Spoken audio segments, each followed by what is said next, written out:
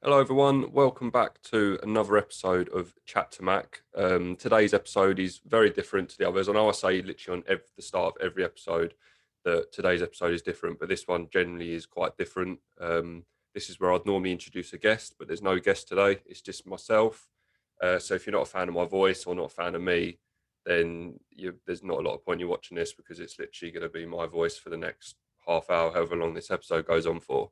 So today is a Q&A, all about sort of me as a person, my experiences, my journey, but also there's a lot of questions about sort of mental health in general, bits of advice, all sorts. It's not purely about me as a person. There's a bit of everything. But before I start, I think it's important that I state that everything I'm going to say it is of my opinion. Um, doesn't mean it's necessarily right. I'm just, it's my personal opinion.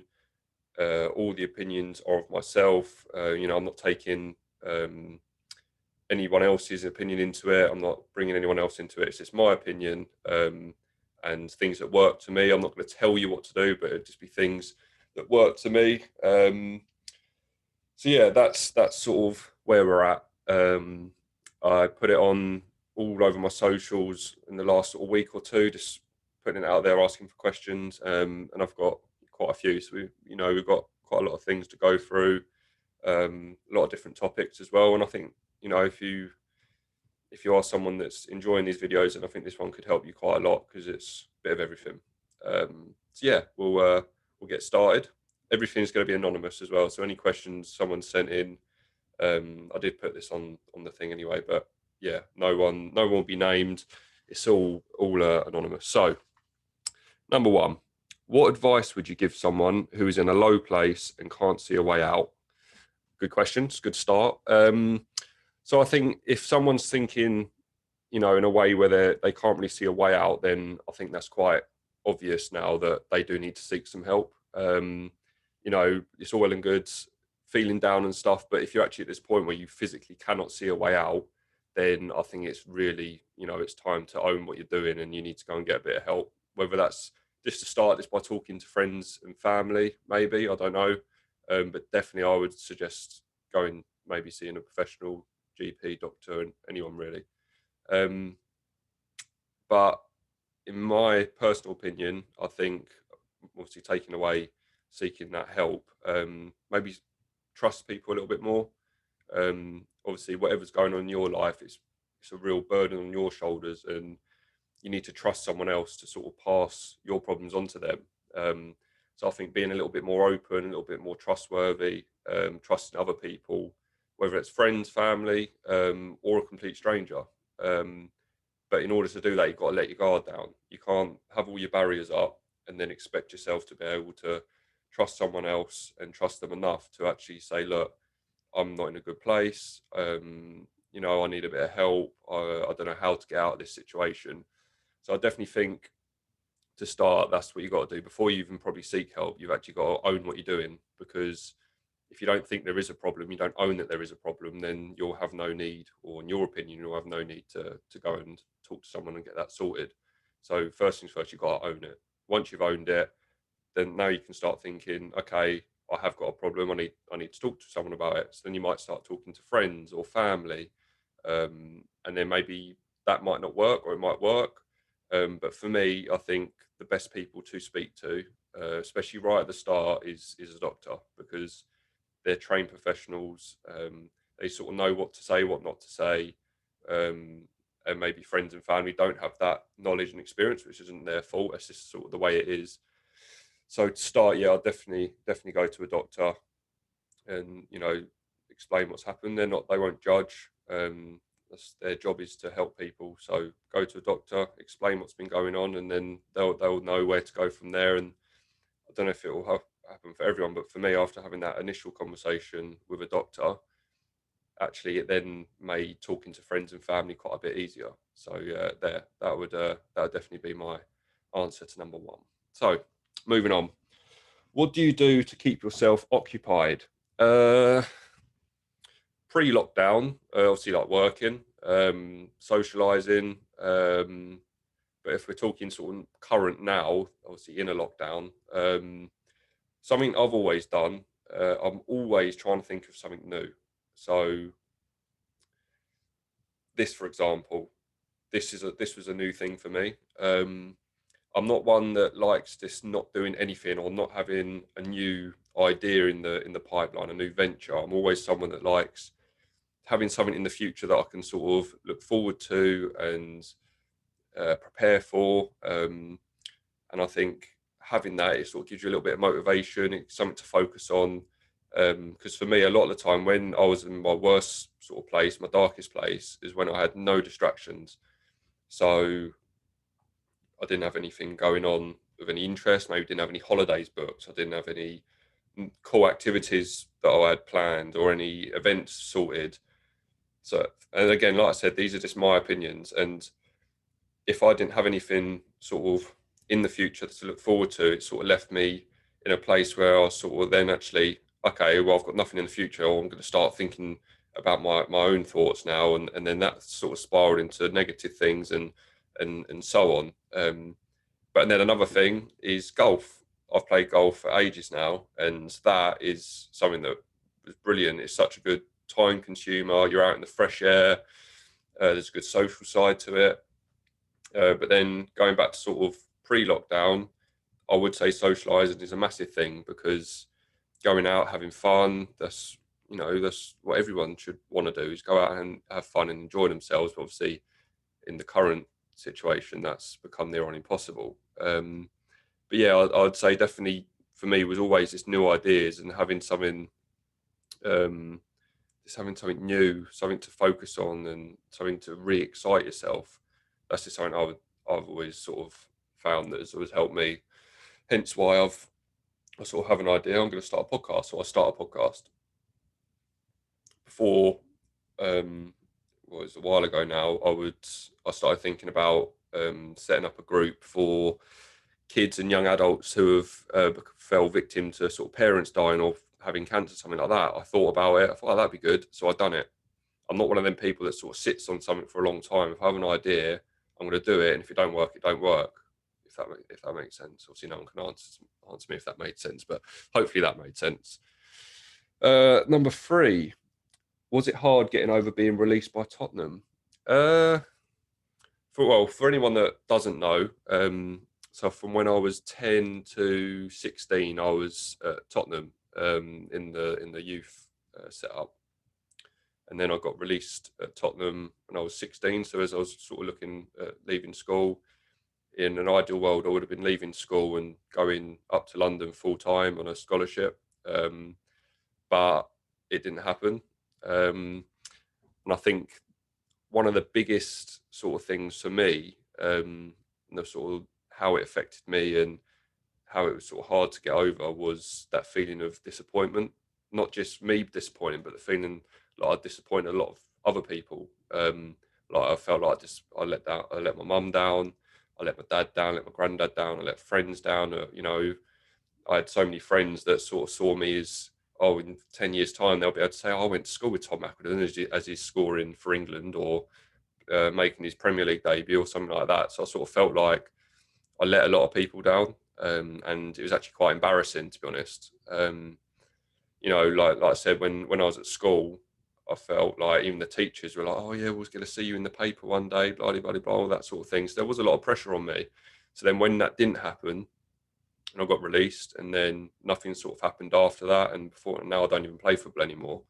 Um, but yeah, it was that initial embarrassment and that feeling of shame that I'd let a lot of people down, even though this to get where I was at a professional club in all sort of my whole time for like 7 8 years.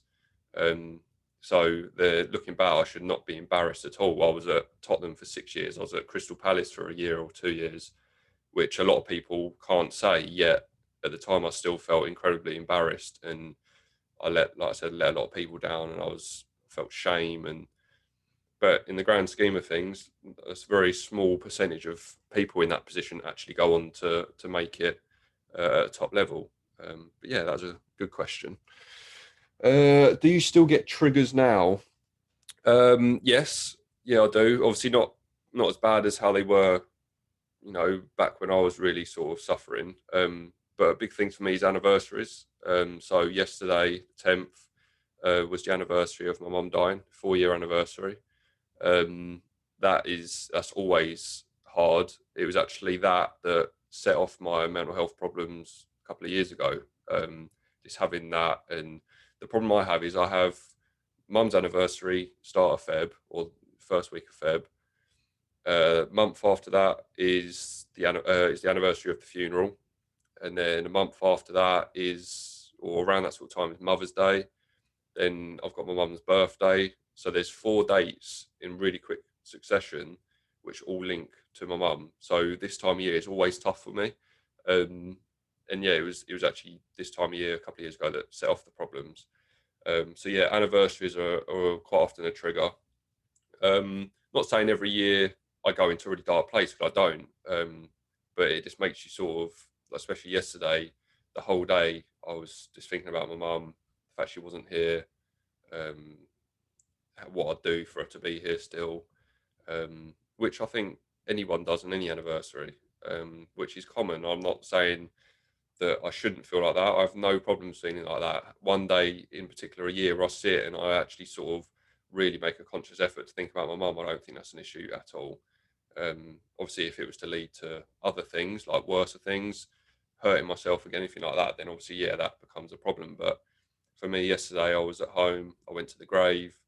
I went for a walk in the snow, and it was fine. Like, I have a lot of people message me as well, which is always nice, sending their wishes and their thoughts and stuff, which for a lot of people probably takes them, what, 5 seconds to do it, but it does generally go a long way. Like, every time I get a message from someone and it says, "Oh, thinking of you today, mate," or a nice message about my mum, it's like, who wouldn't enjoy that? It's like, it's a nice feeling. It's nice to know that people out there are caring and stuff like that. So yeah, anniversaries is a trigger. Pictures sometimes can be a trigger, both positively and negatively. So it could trigger tears because I've seen a picture and then it makes me think, "Oh, I remember that day," and then makes you quite upset. But then on the flip side, I see a picture and you sit there and think, "Oh, what a good day that was," or, "Oh, I remember that so well," and then you end up telling a little story to whoever's with you at the time about it.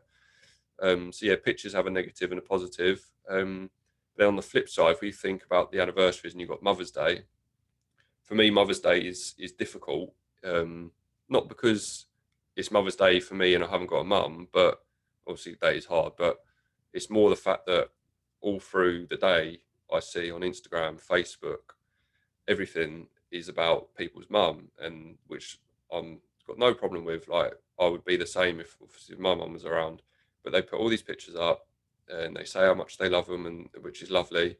And then the bit that gets me, I know this sounds so silly, but the bit that gets me is the mum commenting saying, "Oh, I love you, thank you, yeah, love you so much." And I literally read that and it breaks my heart, because I think it makes me really jealous. Um, so for the about the last 2 years, I upload a picture as anyone does, and then I don't turn my phone off, but I really make a conscious effort not to go on social media. Um, this because, like I said, I get a bit jealous, and it hurts seeing people with their mum and like flaunting their mum around, and it hurts me. Not, and like I said, I know people, like, they're gonna post them pictures, but I can't control that, but I can control seeing it. So I just choose to try and not really see it, and that way I don't have to worry about seeing pictures of people and getting jealous, and then straight away obviously makes me think of my mum, and like I said, I'd do anything for her to be here. So yeah, they're sort of my triggers: anniversaries, pictures, memories as well. Memories are a big thing. Um, but yeah, they're the main things, which I say are pretty common. I reckon quite common, um, problems and things. Yeah. Right. Did you see a GP, and how quickly was you offered medication? I did. I did see a GP. So for me, so Mike from Love Island died, and I had these sort of feelings. I knew something weren't right with me, and I had these feelings. And then I saw that Mike died on the news, and that really scared me, because I mean, I've talked about this before, but it scared me because I looked at him and I thought, he's a good looking bloke, he's successful, he's got fame. You know, off first look, you'd assume he's got money. And I look at him and I think, wow, like someone like that who you think has got sort of the world in their hands, they're successful, he's just killed himself. So then it sort of makes you think, well, hang on a minute, if someone like that, if their mind and negative thoughts can overpower them and actually make them do what they've done, then that could easily happen to me. And it scared me so much to the extent where I literally rung the doctor that morning. And I rung him and I said, oh, I need to book an appointment. And to be honest, I don't want to slate the sort of service or anything, but they were like, okay, yeah, we'll get you an appointment, try and get you one in the end of next week.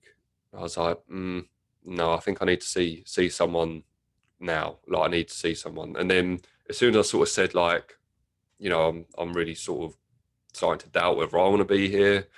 And sort of, as soon as you start sort of talking about it's your mental health, all of a sudden things start moving a bit quicker. And I actually, all of a sudden, this appointment become available for, I think it was like an hour later. So for me, that happened quite quick, which is great. Like it's a good thing, but I almost had to really sort of sell it to them. And I'm not going to lie, I actually over exaggerated a little bit on the phone just to get that appointment. If not, if I was just someone that just took no for an answer and I was like, okay, and I had to wait till the next week, then it might have been a completely different story. So for anyone listening to this, like I wouldn't ring the doctor and just say I need to see a doctor and then leave it at that. Maybe just go into a little bit more detail. You don't have to tell them your life story, but a little bit more detail, just so the person that you're speaking to is aware that, you know, like this isn't something that can wait really, and hopefully it will sort of speed up the process. What was the second part? How quickly was you offered medication? So I was offered medication on that day. As soon as I got into the room, and I sort of started explaining what had been going on, how I felt, I got very, very emotional. Probably cried that day more than, maybe not more than the day my mum died, but like a lot. I was really crying. And I think a lot of it was where I built up all of these feelings inside me and then I just let them out. Yeah, it was like I was really overwhelming actually with the amount of emotion I showed. So yeah, I was put on citalopram immediately, and I'm probably going to say this wrong, but propranolol. I think that's how you say it, like propranolol. It's a weird, yeah, but you'd get if you know what I'm talking about, then you'd get you know what I'm talking about, like propranolol, however you say it. But I know the citalopram is an antidepressant, and the other one, I'm not going to re-say it. The other one, I think, if I remember rightly, helps with anxiety and things like that. I was suffering quite badly with that. I didn't know, I wasn't sleeping very well. So yeah, I got put on citalopram. Bloody hell, I can't speak. Citalopram straight away with the other one, and then they told me to give it 2 weeks, go home, start the medication, and then book another appointment in 2 weeks. Then now this doesn't really make sense because I'm telling people to go and talk about it, but it was actually that day, releasing all of them feelings and emotions, it then sort of all comes to the surface, and I then started to actually act how I felt, whereas before I was really hiding it, if anything, overcompensating and being extra happy, extra jokey. So now I thought all this has come to the surface, and I actually started feeling and acting. I actually started acting how I was feeling, which actually led to the self-harming, and that went on pretty much simultaneously. And then I rerung the GP, explained what happened, and they automatically upped my dosage. And they said, look, you need to try and stick with it. This isn't going to happen overnight. The medication, it does take, I think it was like a month or maybe a little longer, a bit short. Can't remember. It takes time for the medication to start working and doing its job. So that time between seeing the doctor and the medication actually starting to kick in was the worst time, because, like I said, it was all built up and buried problems which had now come to the surface. People, I actually started to talk about it, so people were now aware of it, which then made me think, if people know about it, I can now act how I feel because they know, which then led to me being not particularly nice to be around, very miserable, very snappy, and just in general, just not being a nice person. Um, and the self harming got worse. A couple of hospital trips where I generally weren't sure if I wanted to be here anymore. And luckily, I never made an attempt on my life. I never done that. I never got that far. But I was starting to think. I was starting to think that way, and that all this was in that sort of period of time between seeing the doctor and the medication kicking in, which was about a month. But when I'd speak to people at the hospital on any of the line, like the phone lines you can ring, they all said, look, you just need to try and give it time for this medication to kick in. So I did. I stuck with it, and after a month or so, the medication started to do its job. And a lot of people aren't sure about medication antidepressants, but for me, they were an absolute game changer. And again, like I said at the start, these are just my opinions, all right? But yeah, the medication was an absolute game changer. Like it helped me so much. Um, Whether or not it's actually what's in the medication or if it's a psychological thing. So you're taking something that is meant to help. So then psychologically you start thinking differently because it's you've got that in your system. I'm not sure how it works, what it does, but whatever it is, it did work for me. So I hold a lot of I hold medication in high regard, and a lot of people don't. A lot of people actually said to me, "Oh, don't take medication. Don't want to do that." But for me, it really helped. So yeah, saw a GP and I went on to medication immediately. Okay, right, next one. Top three signs that someone may be going through a new mental health struggle silently. Okay. So top three. I wouldn't say these are in order, but first things first is a personality change. Whether that's a negative one or a positive one, which might sound quite confusing, but someone who obviously if someone who's normally really happy and stuff all of a sudden starts being very distant and very negative, very down in the dumps, that's a clear sign that they may have, a mental health problem going on that they're suffering with. But then on the flip side, when I'm talking about personality, it could be someone that out of nowhere they've become very happy people, very enthusiastic, very jokey when they're not normally like that. And don't get me wrong, that could clearly be just someone, just changing the way they think, which could be a good thing. But if we're talking about things you could be looking out for, it could be all of a sudden becoming very, very happy. So for me, I was always, I was a happy person, a jokey person. And when I was suffering in silence, we're talking about in silence. When I was suffering in silence, I became extra happy in front of people, extra jokey. I wanted to go out a lot more, even though deep down I wasn't happy, but I was so conscious of people knowing that I wasn't happy and knowing that I had these problems because I didn't want to let people in, didn't want to let my guard down, which I'd spoken about in the first question. So the only thing, and all of this stuff, I wasn't actually thinking it. Like this is all sort of subconscious. I didn't even know it was happening. It was just naturally happening. So for me, I just thought, right, okay, I'm going to be extra happy, extra jokey. People won't think anything's wrong because I'm so happy. They won't think anything. But actually, I was in a really shit place, like in here and in here. So that would definitely be one thing. Someone being miserable a lot when they're not normally, but then also someone that's being just over the top jokey. Because then you need to start thinking, okay, are they now overcompensating for something? They say, someone with a small dick has a sports car. I know it's a stereotype, but are they overcompensating? Are they being extra, extra happy so you don't find out that actually they're quite sad, if that makes sense? So yeah, that would definitely be one of the top three: personality change. Um, Distancing, not your standard social distancing, obviously with COVID and that, but oh, I've got a bit of flick. Yeah. But yeah, distancing themselves away from people. So what I mean by that um, is someone normally quite active in the group chat? Are they normally quite active when you go down the pub? They're always there. They're not one to miss out. But now all of a sudden they're not as active in the group chat. They take a little bit longer to reply to you than normal. They're not as up for going up the pub as much. Just all around there, you can just notice that there's sort of distancing themselves away from you a little bit.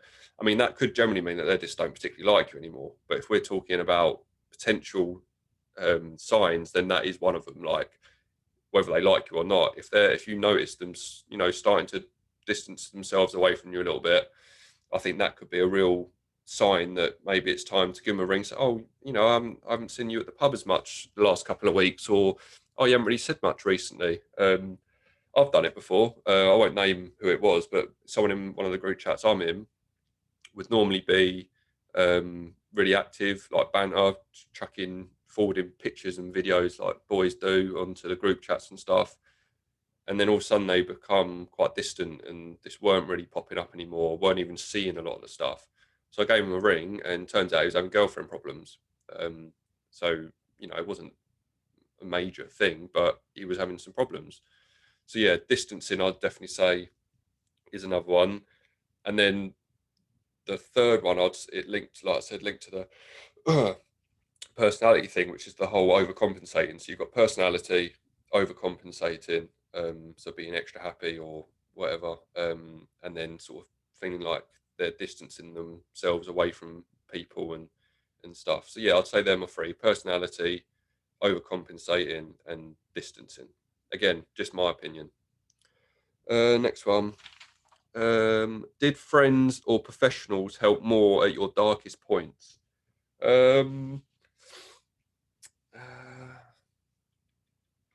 I would say, I don't want to sit on the fence, but I would say both, and I'll explain why. So, professionals were there when I went to them. When I rung them, they were there. They offered me the medication.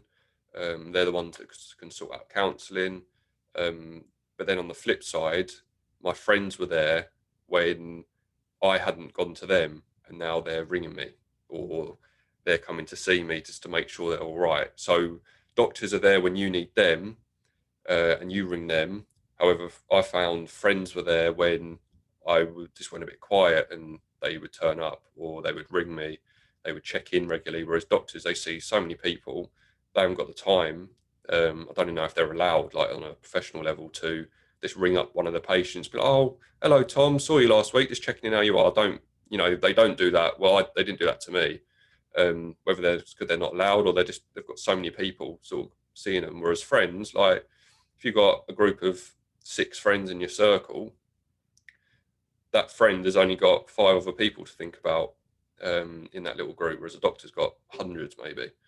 So so I would say they both helped, but in very different ways. Like in my first podcast episode with Callum and Alex, Callum spoke about a time where I rung him. Obviously, I wanted to talk to someone. I rung him, and he didn't answer, or it didn't connect. I can't remember what it was now. But then he then tried to ring me back, and in the time it took him to ring him back, I'd already decided that I was going to go and harm myself. So he rang me back, didn't get through, kept ringing, rung a few other people asking if I'd spoken to him or if they'd spoken to me recently. And then literally 20 minutes later, he was at my front door. And turns out I'd hurt myself, not massively, but I had hurt myself. And he came and sat with me, and we we sorted it out. So that for me was a very dark point, and my friend was there. But then another dark point is when I went to the doctors and I got medication. So both go sort of hand in hand. And if you go to the doctors and you also let your friends in and let your friends help you as well, then you're in a much better position for sort of both circumstances, both situations. So yeah, I am going to sit on the fence, and I'm not going to say one or the other, because they were both very much, like I said, they went hand in hand. They were very much helpful in their own way. So yeah, that's what I'd say for that one. Lockdown has been tough mentally for everyone, but would you say there are positive mental benefits from it and things we can learn from? It's a bit of a long-winded one. Yeah, I mean, as negative as lockdown and stuff can be on you, obviously, sort of isolating yourself away from friends and missing out on socializing, um, uh, and what have you, maybe not going to work, not being able to play football, that sort of stuff. There are loads of negative things, but for me, I think there are positives to take out of it as well. So you've all of a sudden you've gone from working, say, I don't know, 40 hours a week. So you're full time working 40 hours a week, go to work, come home, you're knackered, have your dinner, watch a bit of telly, go to bed. Weekends, you might be playing football. So you have no time to do anything else really. So one positive I think is you've got the opportunity there to learn some new skills. I know there's been a lot of like online courses available. I've seen someone on TikTok take up knitting and learn to knit, which, don't get me wrong, it's not my cup of tea, but like, would that person have done that if they were working all the time and they weren't at home? Probably not. So that's one positive. You've got the chance there to learn new skills. You might learn to play an instrument. When the golf courses are open, you might spend a lot of your time, and might spend a lot of your time playing golf, doing new sports, going out on your bike. I know a lot of people that sort of, especially in the summer lockdown, they started cycling a lot and, getting a new hobby with cycling. So yeah, there's a chance there to learn a lot of new skills. Another thing I'd say is you've got time to relax and just sort of shut down a little bit and just chill. A lot of people, like I said, if you've got a very stressful job or you're always on the go and you're always doing something, you've actually then got a chance. Don't get me wrong, for me, like after a while it got boring, but for the first month or so, I was chilling at home. I was thinking, oh my god, I'm getting paid to just relax. It's like being on a month's holiday at the minute. Obviously, I didn't know that it was going to go on for months, but this having that time to relax, sort of unwind, just calm down, like looking forward, you're probably not ever going to be able to have this time again where you're just sitting at home and you can do whatever you like and you've got so much time just to relax. So I'd say that is again another positive thing, just being able to have that opportunity to relax, wind down, recharge your batteries. Yeah, so that would be another one. What else? Spending time with loved ones. So, like I said, if you're working a lot, if you're very busy, then you might not see, you might not spend a lot of time with your mum and dad or your sister or your girlfriend or friends, whoever you might have been bubbling with. So then all of a sudden you've got an opportunity to really sort of spend some really quality time with your family. But then that could be a negative as well. Like you might actually then start clashing, which obviously isn't a good thing. But we're talking positives, like that could be a really good thing, being able to spend loads of time with your dad or your mum or your grandparents, whoever it may have been. And again, you're probably not going to get that opportunity again to spend a lot of really good quality time with loved ones. So yeah, I'd say they're for me really sort of positive things you can take out of this lockdown. Next one. Did playing football every day help you mentally, and did you find it hard when you stopped?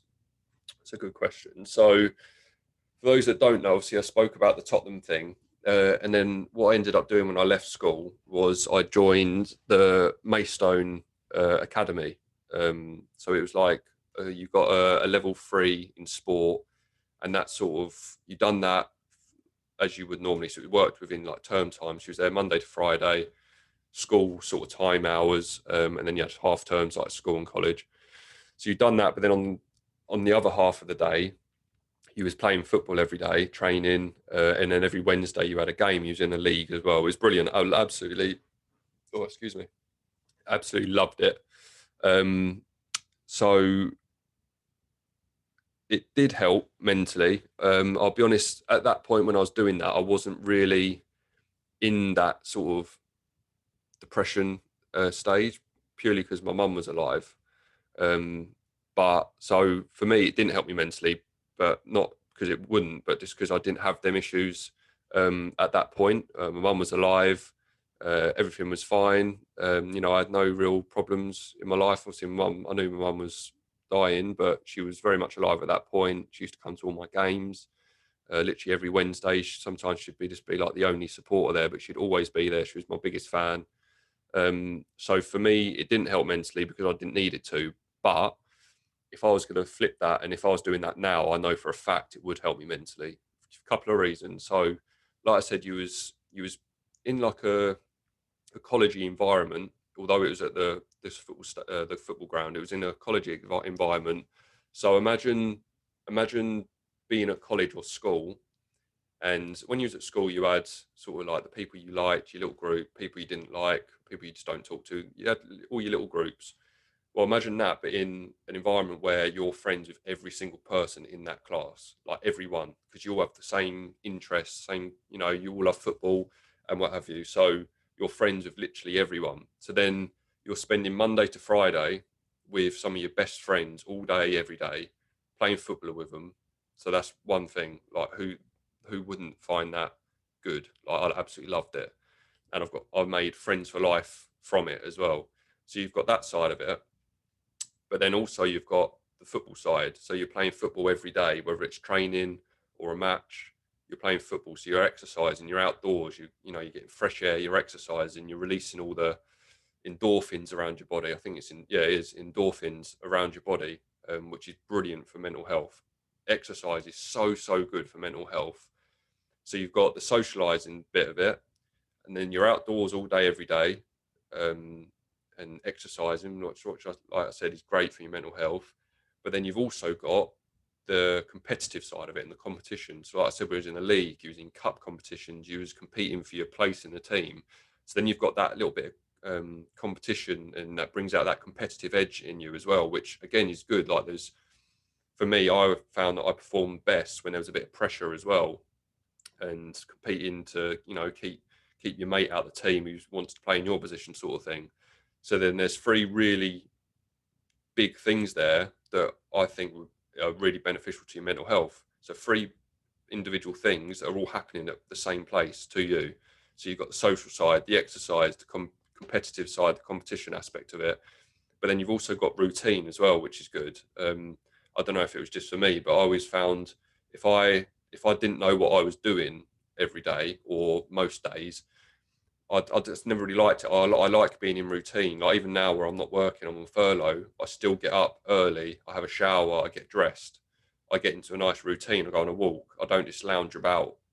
So then you've got four really important things, including obviously the ones I spoke about, and then with the routine as well, all happening at one place. So for me, although I didn't need it at the time, if I needed it now, like doing football every day would definitely um, help me. So then obviously the second bit of that question is, did I find it hard when I stopped? And the answer is no, because like I said, I wasn't doing it, and I didn't get them sort of mental benefits from it. But if I was to sort of try and put myself there now, perhaps, then I imagine then suddenly not being around people all the time, not being in that fresh air all the time, and not exercising all the time, and then not having that routine. I imagine, yeah, that probably is tough to then sort of, I've got really itchy nose. Yeah, then it might, I can imagine that would be quite tough. Then suddenly not having them positive things, sort of just literally it's a 2-year course. Once you're finished, okay, thank you. Most people, they go and get a full-time job. So yeah, I imagine that is quite tough. But yeah, that's a really good question. I liked that one. Well, I've got a couple left. What helped you through your struggles? Okay, so friends. Yeah, friends were a massive thing. Yeah, I'll be honest. Friends. I mean, everything I'm just about to say obviously was a help, because I'm still here, and I'm still here kicking and screaming, what have you. But that's a nice bit of lemonade. Yeah, friends. Just having friends around you, like thing with friends and family, like you don't choose your family, but you do choose your friends. So your friends are there because they want them, you want them to be there. You're friends with them for a reason. So I find sometimes friends are a bit easier to talk to than family, because family, they've known you their whole life, especially like parents. They have sort of I imagine when I was born, my mum and dad probably had plans for me, like they wanted me to be a professional footballer. Obviously that didn't happen. So then it might not be as easy to then talk to them about problems, perhaps. I don't know if that made sense. I'm sort of waffling a bit on that, but friends, yeah, massive help. Medication was a massive help for me.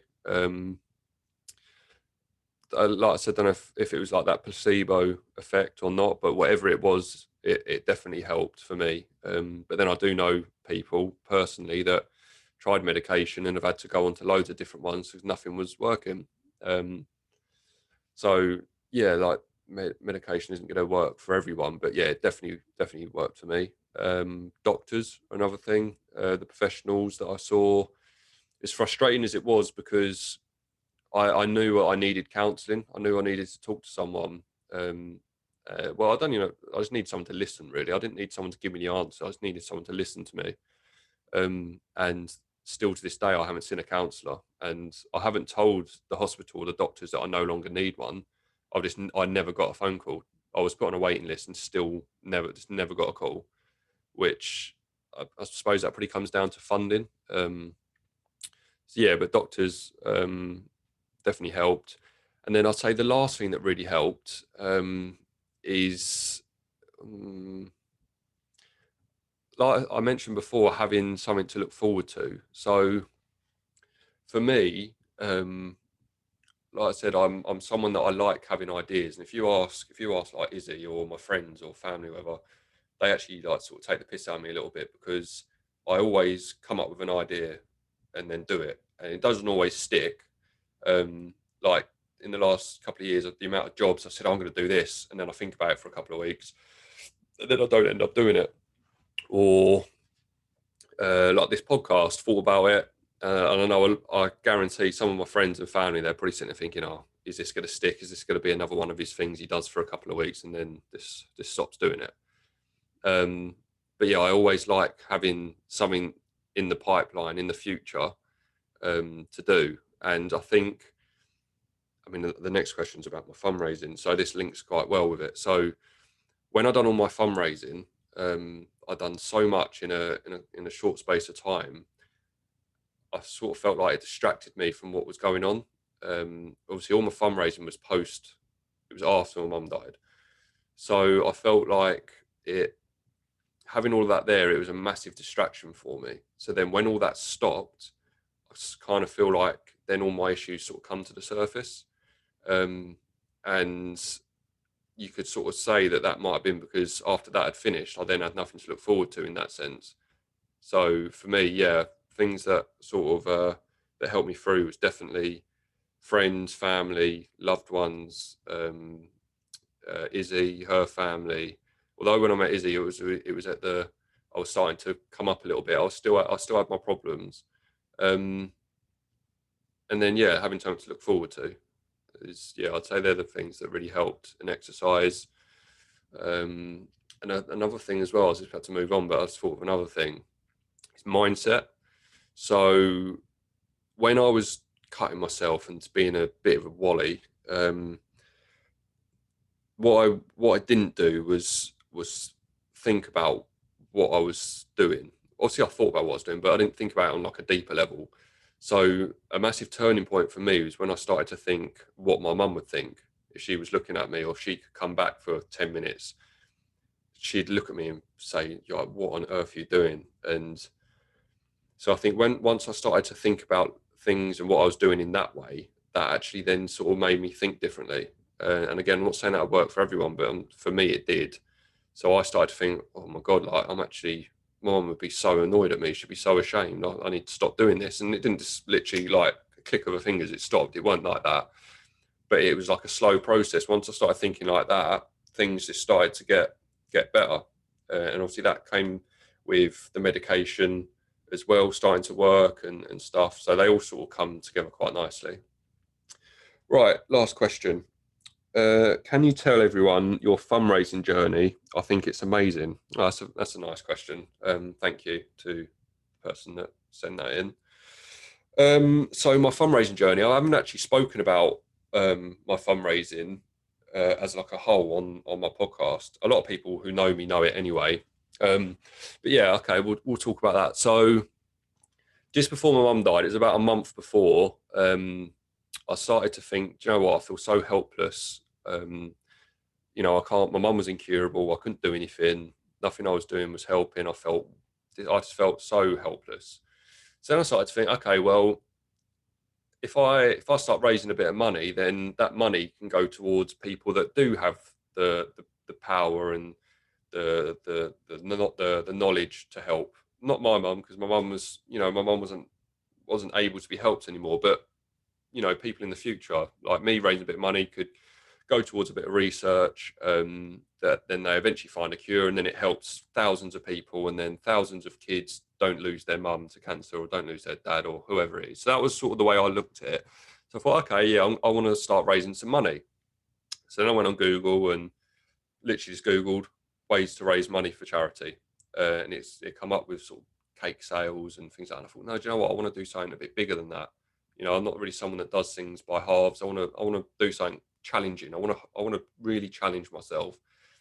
And then I think it was my sister said, well, why don't you run the marathon? And I laughed. I thought, fucking like, yeah, all right, I'll just go and run the marathon, shall I? And then I thought, well, actually, like, I want to challenge myself. What more could you, like, how else could you challenge yourself to the extreme than running the London Marathon? So I went on Google, and I applied to do it through cancer research. Applied to do it.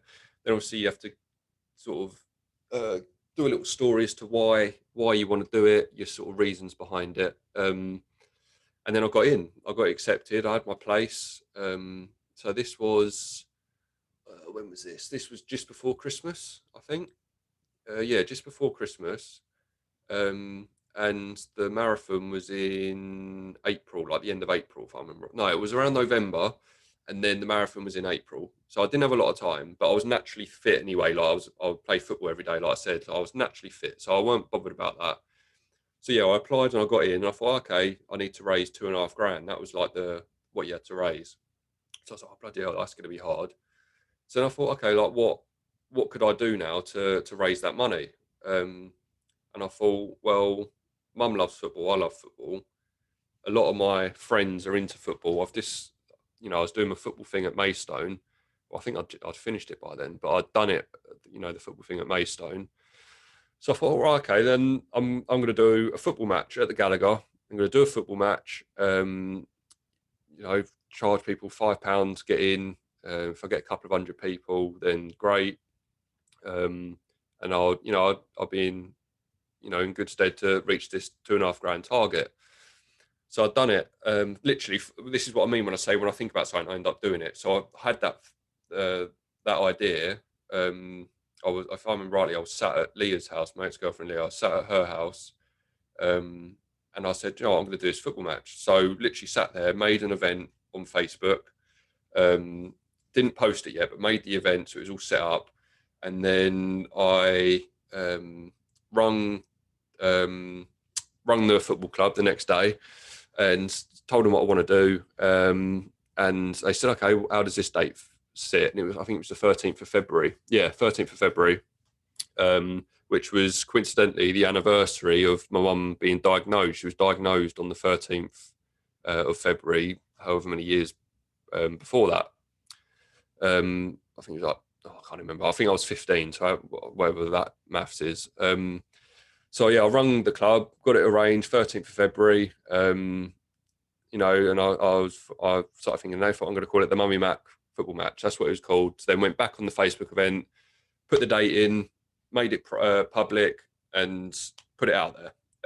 Told people, if you want to play in my team, it's my team against my old football manager, Tom Parkinson. He put a team together with a few like members of staff from the ground and some other people.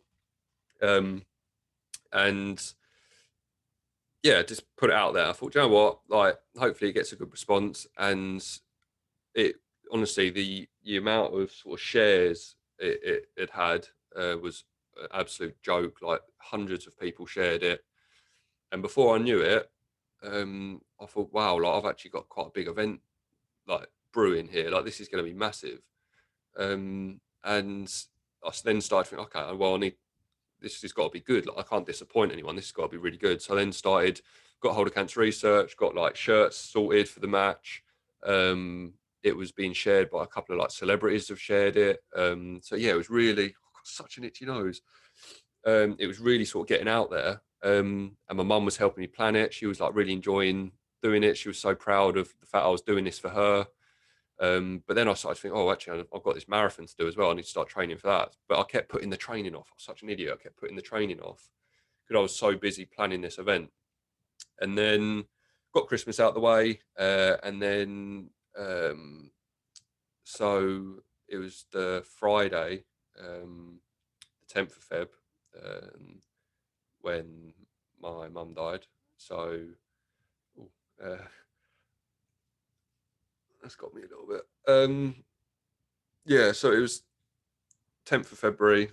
Hang on.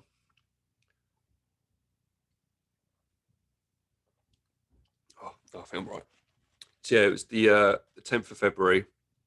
And mum died that morning, which was the Friday, and the game was scheduled for the Monday.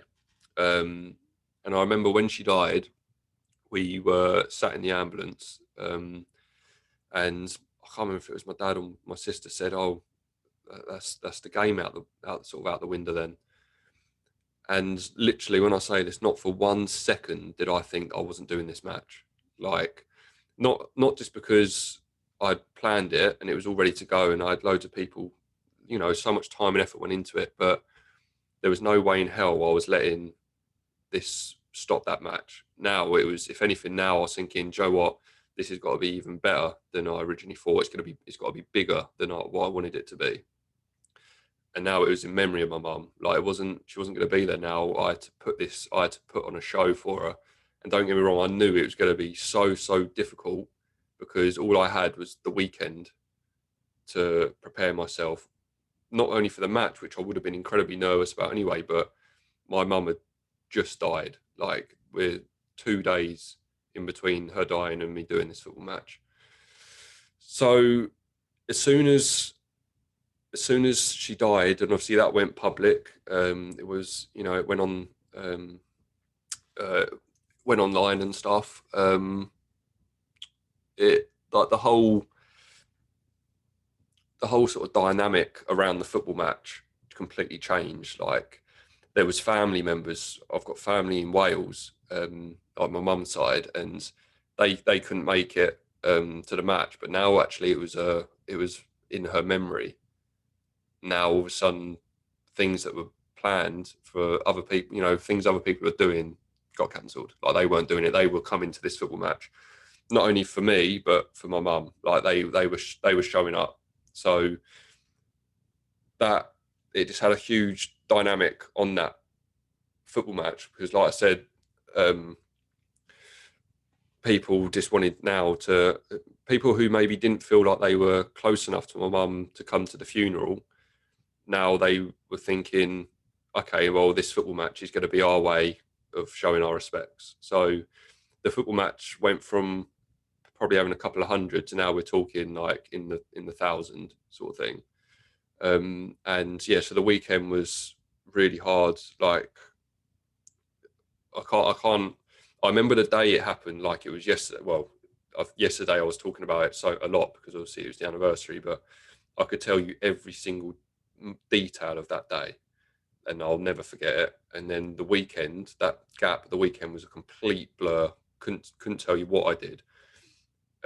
All I was thinking about was this football match. I went on like overdrive, like I was on like autopilot, and I still now I don't know how I done it, but because even my family, with whole family, were just in absolute bits, and I managed to get on the phone to the Gallagher. Obviously, I told them what had happened, and I said this game is happening, but I know I told you previously expect a couple of hundred and whatever, but I said I think you need to get some more staff in the bar, maybe more stewards, because this game is going to be big. Like, this huge. So yeah, the weekend happened, then got to the Monday, literally didn't sleep between the Friday and the Monday, did not sleep a wink, and now it was the morning of my first big event, and I had it planned what I wanted to do. I wrote a speech on the Sunday night, but I was never a public speaker. I absolutely hated it. Even when I was at school and you had to like present your PowerPoint to your class, I would go red, I would shake. I absolutely hated it. So now I thought, oh, I know what I'm going to do.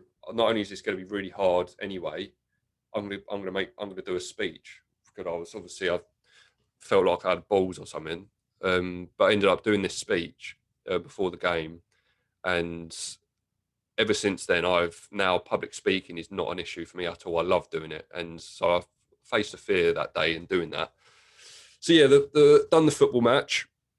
We had like a minute silence. We had balloons. It was just unbelievable. It was such a brilliant day. One of the best one of the best nights of my life. Even though the reason we was there was tragic, but as a whole, like the love I received and the support was just so amazing.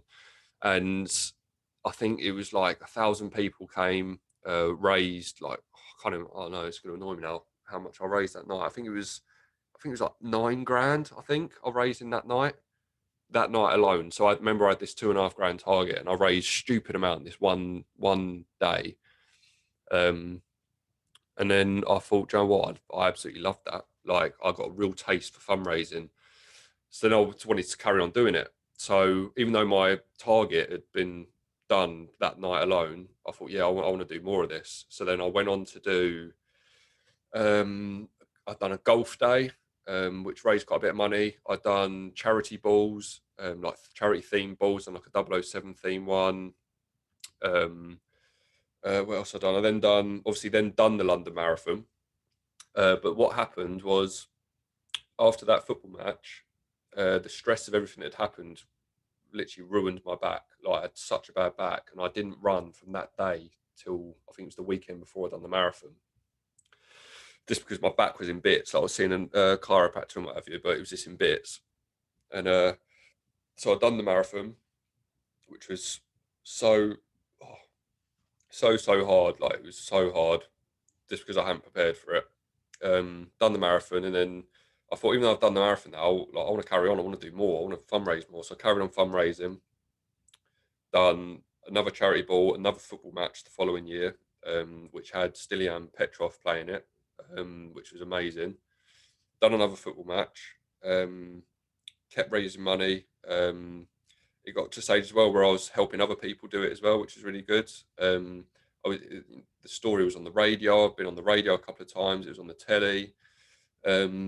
And then after a couple of years of doing it, by the end I'd raised, like now I'm on like 30 grand. Like I've raised about 30 grand for cancer research. And I'd done another football match with Dan, who came on the podcast, Dan Canning, planning on doing another one. Might have another thing with a friend of mine called Jamie Leggett. Might be doing a football match with him as well. So I've got all these different things lined up. And then literally out of nowhere, I had a letter through the post saying that you were nominated for this young fundraiser of the year, young fundraiser of the year for cancer research. It was like, I didn't even know it happened. It was like an in-house awards ceremony they do every year as a charity. So I think cancer research is a huge, one of the biggest charities in the world. And I thought nothing of it. I was reading it, thought nothing of it. I thought, oh, someone's recommending, like, put me forward, what have you. And then kept reading it. It said, oh, and you've won. I was like, I've won? Like, what the hell? I've won. And then I had to go to this award ceremony in London. Took my mate Callum with me. And yeah, I was the cancer research young fundraiser of the year, which looking back now, like, it's still like crazy to think I actually accomplished that. I think the amount of people that fundraise, and I think the age was, it was like literally from young up to about 25. So yeah, it was mad. Like I won this award in doing it, which is unreal. And then I ended up winning another award, which was like a local thing. I live in Staplehurst. It was like the Villageman of the Year. This for everything I'd done, which again was mad. Like I won 2 awards in doing it. And yeah, I haven't, the fundraising sort of started to not fizzle out, but sort of started to come towards an end. And I ran the marathon again. And then I was meant to climb Mount Kilimanjaro. But again, my back started playing up and I couldn't do it. Would love to do that one day, actually, thinking about it, would love to do it. And then had another football match with Dan lined up, Dan Canning, but then COVID, and here we are. So I would love to start doing the fundraising again. 100%. I absolutely love doing it. And I mean, I spoke about advice for people who are suffering. And for me, like, fundraising was so good, because if I look back at when my mum died, if I didn't have that football match to concentrate on, I don't know how I would have reacted to her dying. Luckily, I had the football match and I just went on overdrive and, like I said, autopilot, and I've done this football match. It was amazing. Whereas if I didn't have that, I'm not really sure how I would have reacted. I generally don't know. So yeah, for me, fundraising was one of the biggest helps. Like, it was absolutely unreal, and I would love to carry on doing it. And it's probably something I would, dabble in for the rest of my life probably. And when I have kids, I'd love to help like them do it as well. And a lot of people in the past have come to me for advice when it comes to fundraising, and I've helped people fundraise. And yeah, so yeah, it's been great. So that is my fundraising story, my journey, quite a long one. I think that's been spread over like 2, 3 years. Maybe no, 4 years. Yeah, 'cause it was a 4-year anniversary. And so 4 years of fundraising, and I've raised 30 grand, which is good. Very proud of myself. Very proud. But yeah, that's all the questions, as you can see, all done. So that's the end of the episode. I don't know. I think this has dragged on quite a bit, actually. I didn't expect it to go on for this long. But yeah, I hope you enjoyed this one. Like I said, a bit different. Thank you to everyone that sent in the questions. And if after watching this or listening to this, you have something you'd love to ask, then please do. Like, I'm a very open person. I don't bite. Just send me a message, Facebook, Instagram, anything really. And I'm happy to help anyone. That's why I do this sort of podcast thing, and the other bits and pieces I've done in the past is because I generally enjoy helping people. So yeah, like I said, if you want to message, then feel free. But that is the end of today's episode. Thank you all for sticking with me and listening. Hopefully you did enjoy it, and I'll see you all on the next episode. Thanks for listening, everyone.